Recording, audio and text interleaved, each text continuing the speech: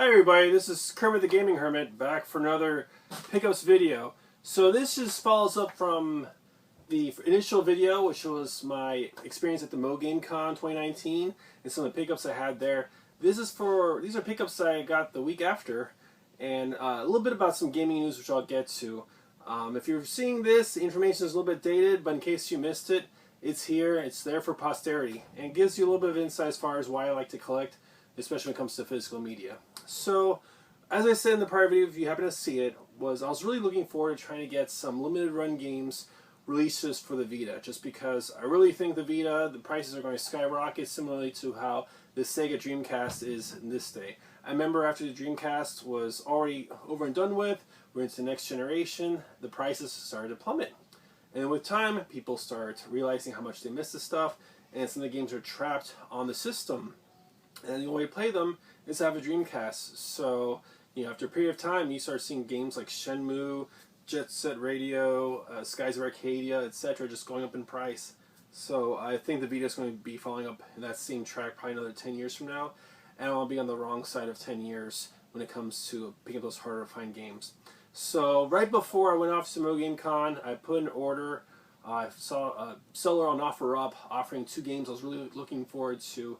And these were games that were released in Japan as physical games, but the only way to get them in a physical format, not in Japan, was going to be through limited run games release. And the 2 games, which came in the mail, they initially I think were $45 and $40 a piece in OfferUp with $5 shipping. I said, hey, would you be willing to post them for $80 for both? And so I saved probably about $5 or $10. But the 2 games I picked up were Raid Gigant. It's like a dungeon RPG. It's a Bandai Namco game. It's developed by Experience. They're known for other the same games in the same genre and such that did come out on the Vita in the United States. So it kind of got middling reviews. It is available as far as a digital, but that's the thing, is that sometimes digital, if you don't pick it up when you pick it up, it's gone. And so who knows how long some of these storefronts are going to be around. Certainly as far as games get delisted, sometimes they never come back. If you didn't own it beforehand, it's gone. So sometimes there's DRM, where certainly games that you may have purchased at the right time, something happens with the servers, company gets sold, and then your game becomes essentially useless. So you're only buying for the opportunity to play the game for a set period of time. So thankfully, I own the game. As long as I don't lose it, it should be in my collection to be able to play and enjoy. The next game is a shoot 'em up of great renown. This is Darius Chronicles Savior for the Vita.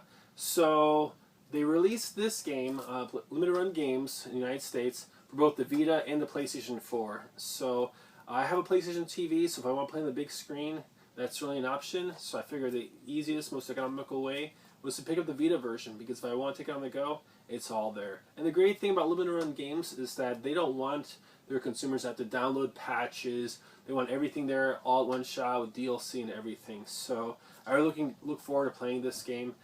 It's, from what I've seen of it, I have played a little bit of it in the past. It's a gorgeous game, and seeing the arcades is just breathtaking. There's not a lot of high quality shoot 'em ups on the Vita. If you go back a couple generations ago, systems like the Sega Saturn, the Genesis, the Dreamcast, they just had loads of great shoot 'em ups. The Xbox 360, especially in Japan, had a plethora of them. So if you have a Vita, you love shoot 'em ups, this is kind of like the gold standard. So if you don't have it, go pick it up. Let's see. So there's a local not game store, but a pawn shop near my house, and they usually have really great deals. I'm always curious to see what they have. So I usually pop my head in there maybe about once a week. And usually their games, like for last gen games, are usually $2 a piece. And so I picked up some nice games for PS3, 360, and older systems, and generally I've been pleasantly surprised. So for this week, definitely some good pickups. I picked up Teenage Mutant Ninja Turtles Master Splinter's Training Pack. So it's 2 games in one. It's for the 3DS, and as you know, I love having my games in cases. Unfortunately, there's no manual. I'm not even sure if a manual will come out. I imagine there was, because I think the 3DS is probably a better system as far as them putting manuals in the cases. But for $2, there are no complaints from me whatsoever. I got a Sonic Mega Collection with this extra little neat, looks like Lightning McQueen sticker on it. So I already have this. If you're not familiar with it, Sonic Mega Collection, it has all the original Sonic games from the Sega Genesis all in one disc. So unfortunately, no manual. I already own this, so for me, it's just really picking it up in case I can swap it out with somebody else who may be looking for it, and I can get something else from my collection. They can add to their collection. So I'll take off the sticker and maybe put in a nicer case and such. But for $2, I'm pleased. Last game is Manhunt for the PS2. So Take-Two, Rockstar, they were riding high with games like Grand Theft Auto 3, Vice City. They had, I think, Bully, State of Emergency already out. And so Manhunt was a game where definitely it was really pushing the envelope. So there was a lot of bad press back at the time.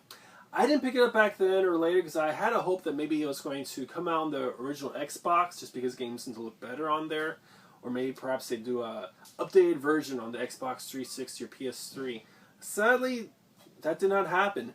There has been some loose talk as far as perhaps doing a Manhunt or even Bully update for this generation, but a lot of that's just kind of loose talk.